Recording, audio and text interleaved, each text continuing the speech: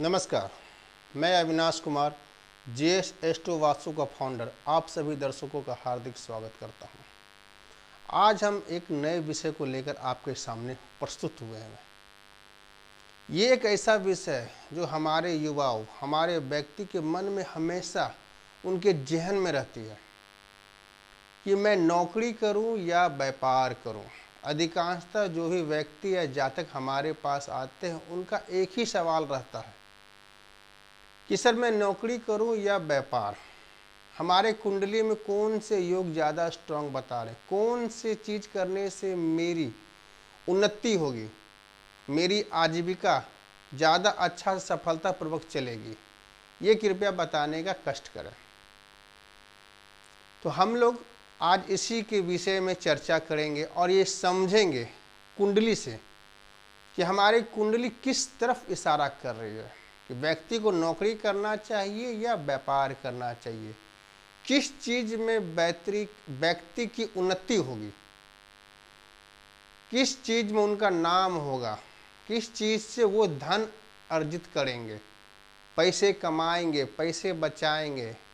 क्या हम नौकरी करके पैसे बचा सकते हैं, पैसे कमा सकते हैं, हम अपने सभी सुख सुविधाओं को पा सकते हैं? या मैं यदि व्यापार करता हूँ, यदि किसी व्यवसाय करता हूँ तो मैं उससे धन कमा सकता हूँ, उससे धन बचा सकता हूँ, उससे अपना नाम रोशन कर सकता हूँ, उन्नति कर सकता हूँ, अपने परिवार का पालन पोषण कर सकता हूँ।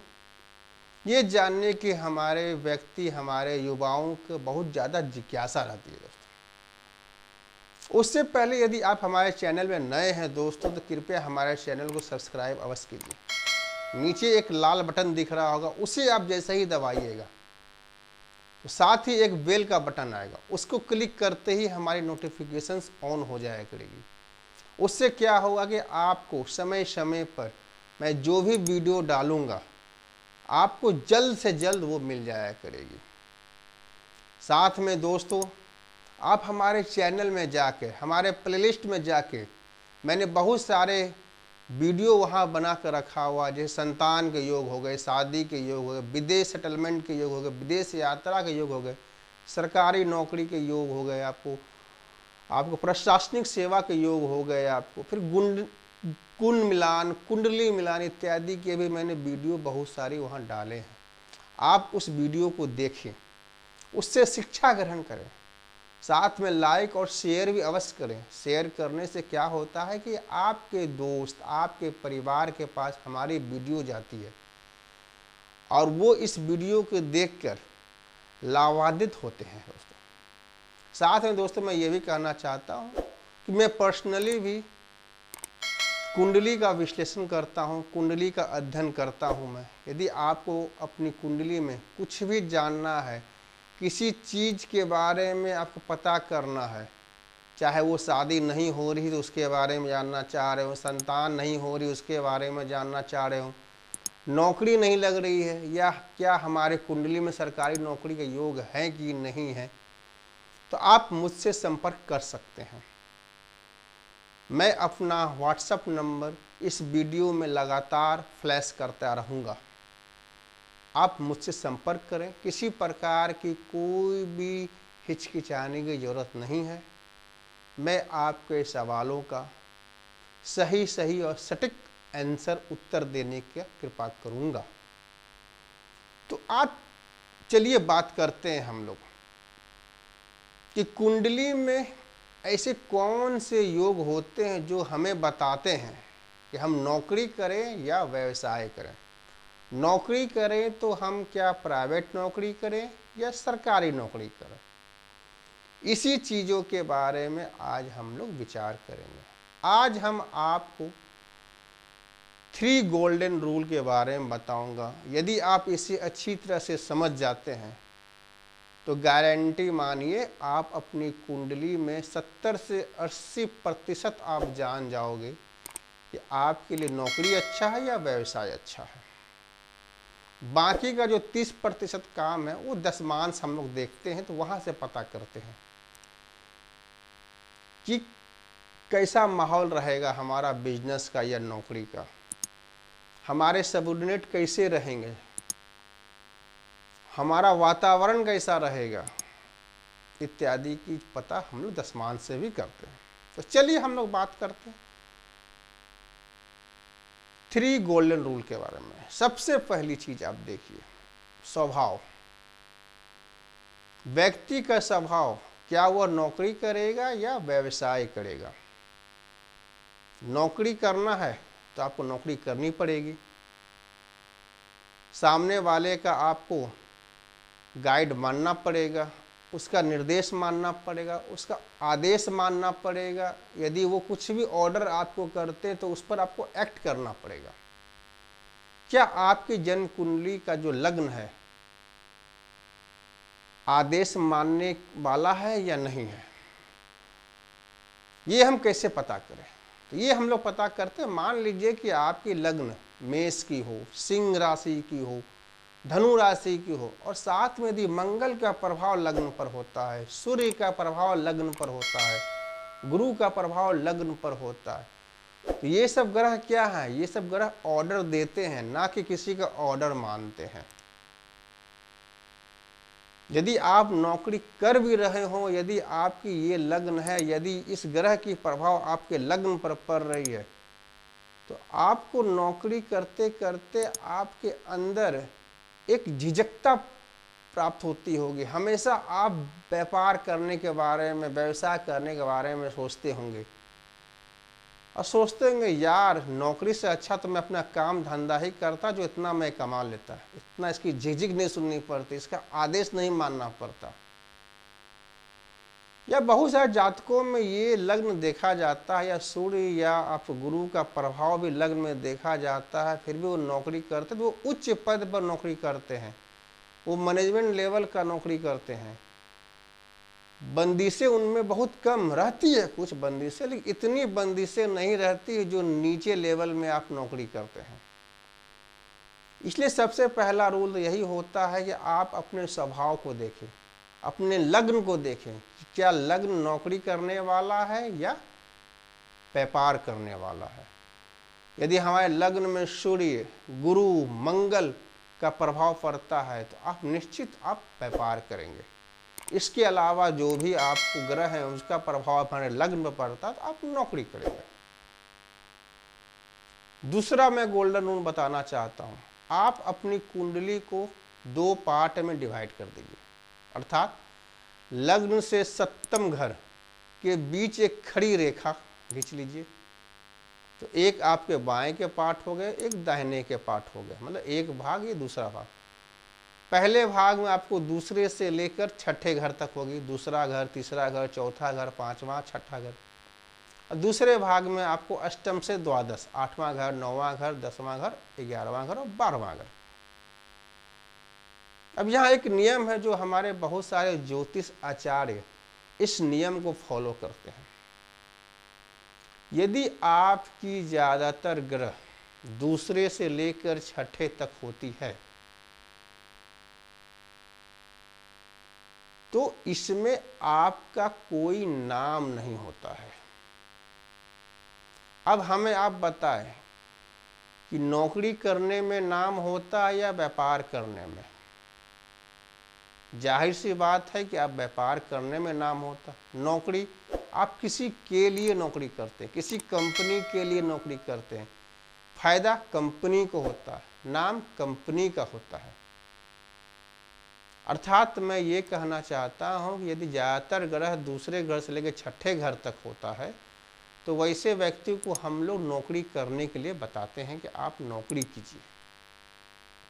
वहीं यदि ज़्यादा ग्रह 8वें से लेकर 12वें घर के बीच में रहता है उसे हम लोग व्यवसाय के बारे में बोलते हैं कि आप कोई व्यापार कीजिए, चाहे बड़ा कीजिए चाहे छोटा, जो भी लगे आप व्यापार कीजिए।